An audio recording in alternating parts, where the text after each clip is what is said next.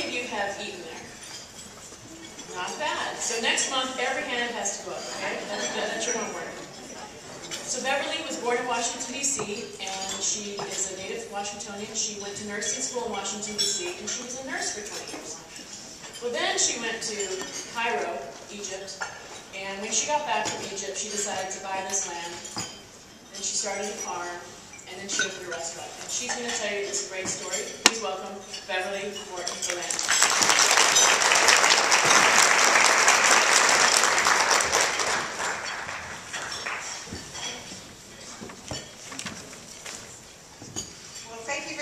For having me today. Thank you, Kristina. But Kristina probably doesn't remember this, but the first time I met her was in the parking lot behind GW. Do you remember that? We were selling something. I don't know what it was. I have no idea. Yeah, we were there. So anyway, that was my first introduction to you a long, long time ago. So Amanda Bradley says it best. We all have our own separate pathways to take, our own destinations to choose.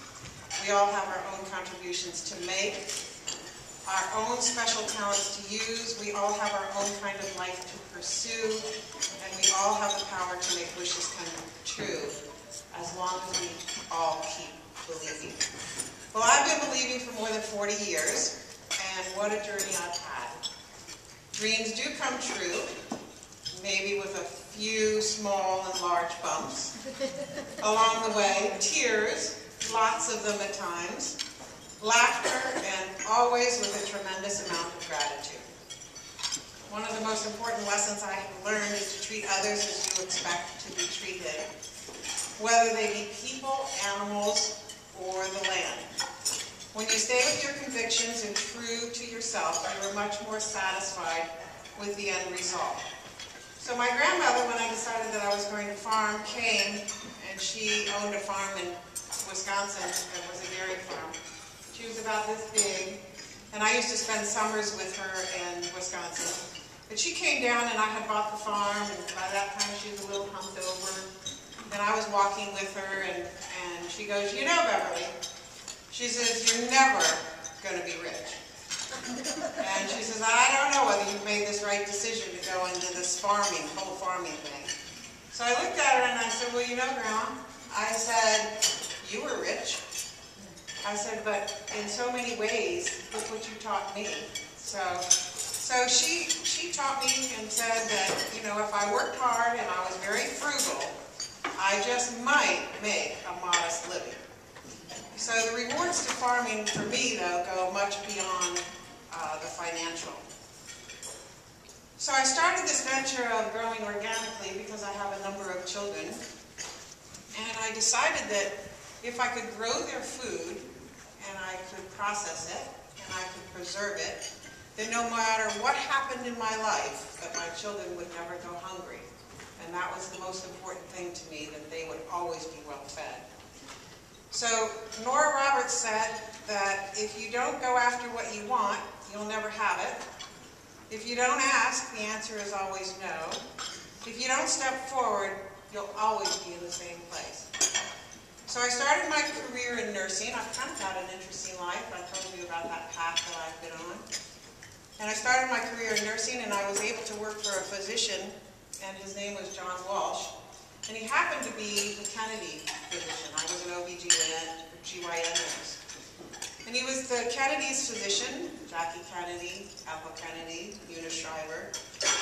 And unfortunately, about this time, not only was the president assassinated, but then Robert Kennedy was assassinated. And at the time that Robert Kennedy was assassinated, Ethel Kennedy was pregnant. And Dr. Walsh looked at me and said, "You're going to be Ethel Kennedy's personal nurse." I was very young. I was very nervous. But I was. So that started that nursing career, and I continued on and on and on. So I started to have children, and so that's one part of my life that was very interesting. The next part was that I bought this small farm or land in Vienna, Virginia. I want you to know that the house was about this big, but it had a long lot and it had lots of space. And so I said, "Oh, that's pretty good, okay." But I decided to farm it And thank goodness I had really nice neighbors because we put chickens on it, you know, thank goodness they didn't complain. But anyway, that's when I decided, and actually my first chicken house, okay, I have to tell you this, that I bought my chickens at this little place, this 5 and dime store that was in Vienna, Virginia. And I said, oh great, it's Easter, you know, I'll buy all these little chickens and everything. I just want you to know that I had 12 roosters. That was my first experience with growing chickens. So I took these wonderful little roosters, and so I did harvest 6 of them, and I couldn't harvest any more of them. That was just too brutal. And I brought them in, and of course, you know, I would go off to work, and my children always liked to come home, and they liked to graze. And so they came home that night and went, Mom, thanks so much for that great chicken salad that you left for us. And I looked at them and I said, oh, I said, you really did enjoy the rooster salad? They didn't speak to me for probably about 6 years. So, anyway, later my partner and I had an opportunity to go overseas, and he called me up one day and he said, guess what, I've had this opportunity to go. And I said, oh my gosh, you should go. That's so great, because I had this great job that was paying me lots of money. He said, no, this isn't an I proposition, this is a we proposition. So I said, well, I have to figure out what I'm going to do. So actually somebody found out about me, and I had started my own business also, helping physicians open up their own offices. That was kind of on the side while I was working full-time. And when I did that, someone found out about me and actually offered me a job in Cairo, Egypt also. And I went there and helped set up Asalam Hospital in Madi, Egypt. So I went there as my partner was going there to do urban development, and he works in low-income housing and redevelopment. And so he does that both in the United States and overseas.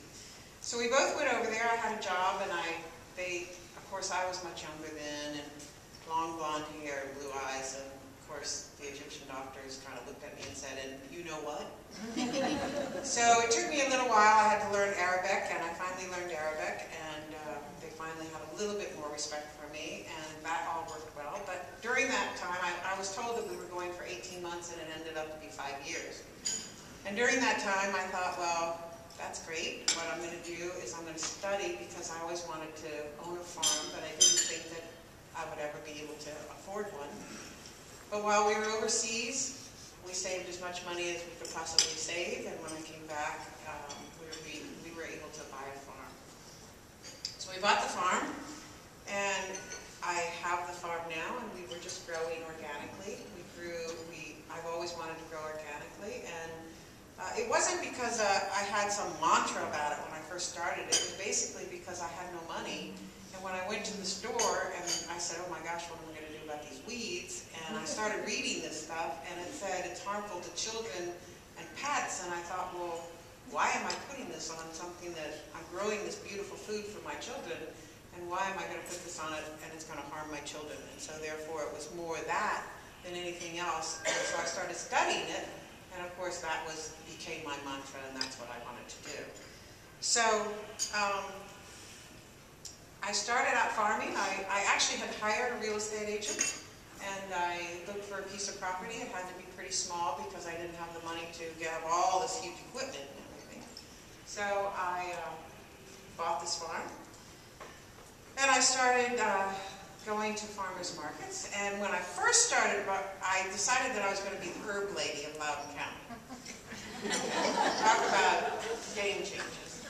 Okay, so I quickly found out that I was not going to be the herb lady of Loudon County. One, because I didn't know how to market it.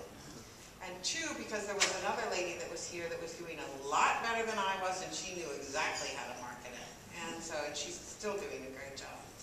So I had to change my focus. So I decided that I was going to go to this conference. You know, I went to this conference and I said, okay, now I need a niche crop. So I go to this conference and this guy is there and he's selling elephant garlic.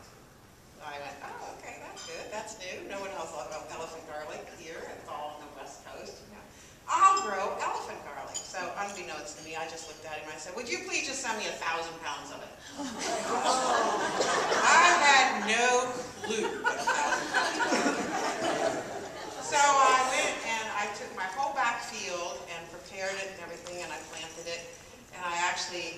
tell my children to come. Actually, I have to tell you, my children thought I was crazy because they were juniors and seniors in high school when I moved them to the farm, and they thought that Loudoun County was the worst place in the whole world to take them to because nothing was here, and they had just come from a cosmopolitan Cairo American college, and how could I possibly bring them to Loudoun County and stick them in this terrible place?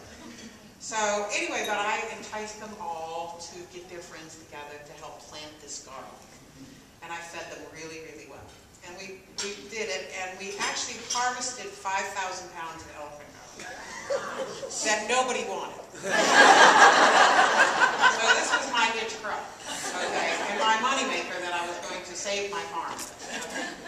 So thank goodness the extension agent, Andy Hankins, he was just a wonderful guy. He decided, he comes up, he's in the farm, he looks at it, and he's shaking his head. And I went, what's the matter? I said, what's the matter? He looks at me and goes, I can't believe you did this. I said, oh, never mind, just tell me, is it going to sell or not? You know. So anyway, we would package it in 25-pound bags, and he sent it all over the United States, and people bought it. And anybody who was growing elephant garlic in the state of Virginia probably started with my seed garlic. Well, that didn't work out too well. So anyway, I was going to farmers markets, and we decided that we were going to change focus because I decided I couldn't throw food away. So I would come home, I would process it, I would make it into things, and so I would sell my jams and my vinegars and my pestos and everything else.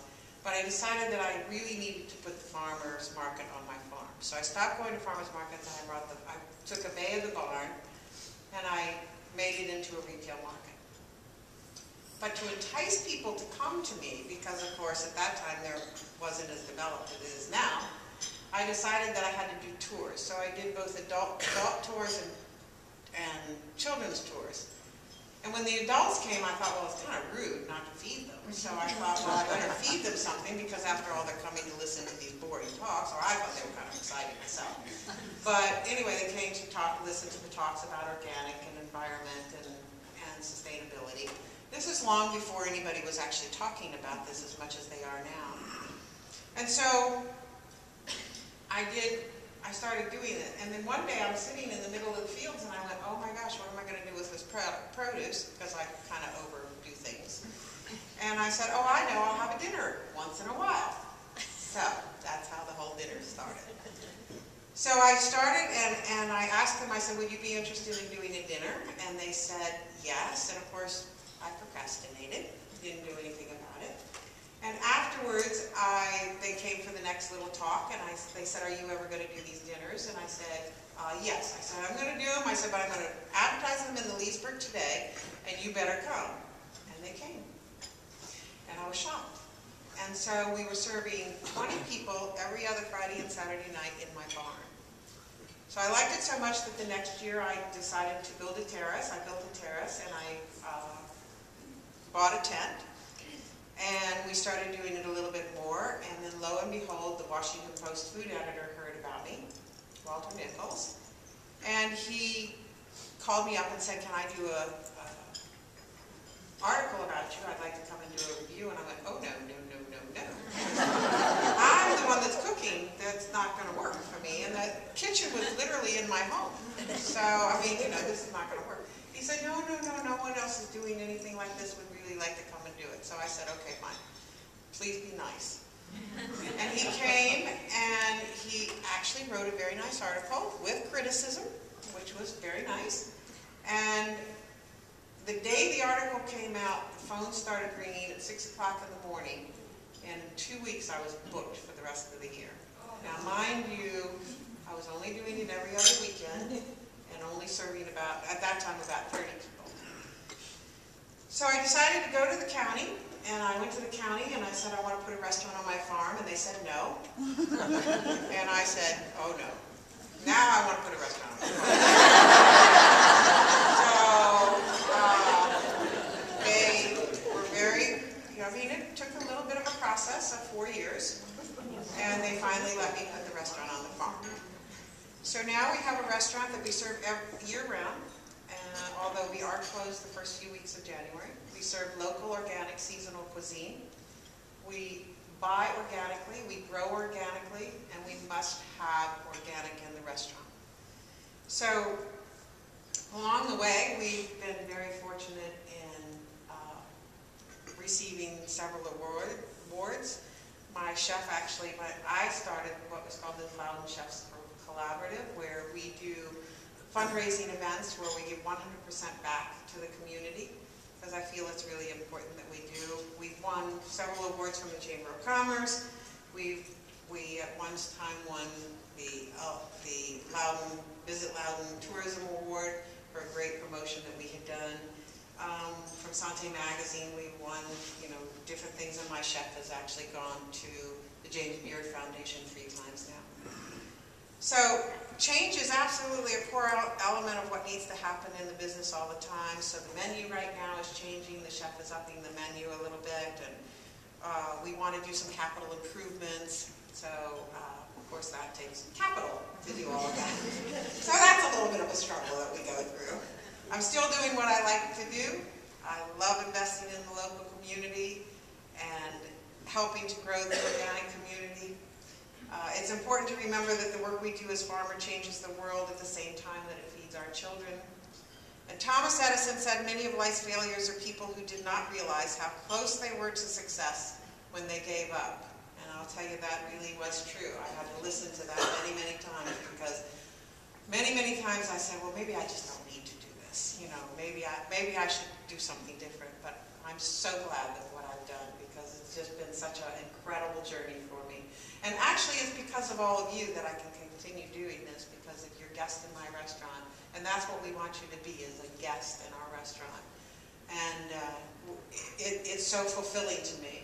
And we have, not only do we do regular dining, but we do music, we do jazz brunches. Connie and Kevin Oliveira always give us wonderful brunches and entertain us with their jazz, so we enjoy that.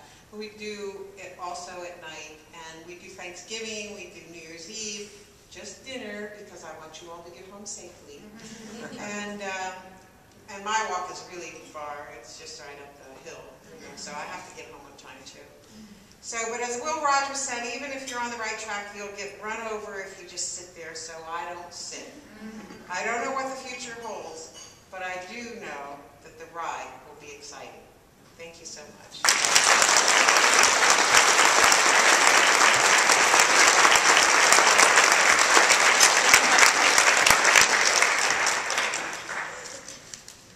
Beverly's going to stay for questions if anyone has questions.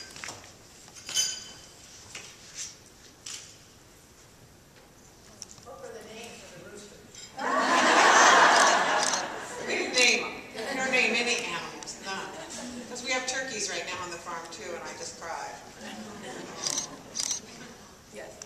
Can you make a reservation on opentable.com? Yes. And if you can't get through on Open Table, you can call me too. Right. And I'd like to know how your children perceive what, from where you started when you moved here to where you are now. they are 100% proud of me. And I have to say that there was a funny story, because my daughters all went to school in Virginia. And so one of my daughters went to Radford, and I went to pick her up one time, and they were building these duplexes in Lovettsville, and she hadn't seen them. And so I was bringing her home. I had seen them, but she hadn't seen them in the short time that they were being built. And I brought her home, and all of a sudden she looks at me and she goes, "What are those?" I said, "Oh, those are just some houses." And she goes, "Oh my gosh." She said, "They're ruining the country." And I went, "Yes!" So my grandchildren, I have 8 grandchildren, and they are in love with the farm. So, you know, they can just come and just disappear and go and just have a great time. So yes, and actually, I forgot to say that, thank you for mentioning that, because if it hadn't have been for my children, I could have never done this. They actually gave up every other weekend to serve, to clean up, to help me when I said, "Hey, I want to do this." And they gave up every other weekend to do that in the beginning.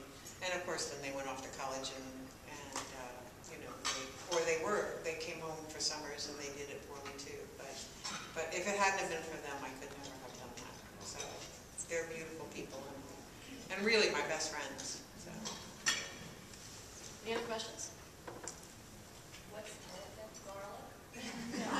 What's elephant garlic? Elephant garlic is about the size of your fist, okay? And Gilroy's in California does it all the time, but there never did become a market here in Virginia for it. Never. I don't think you even see it anymore.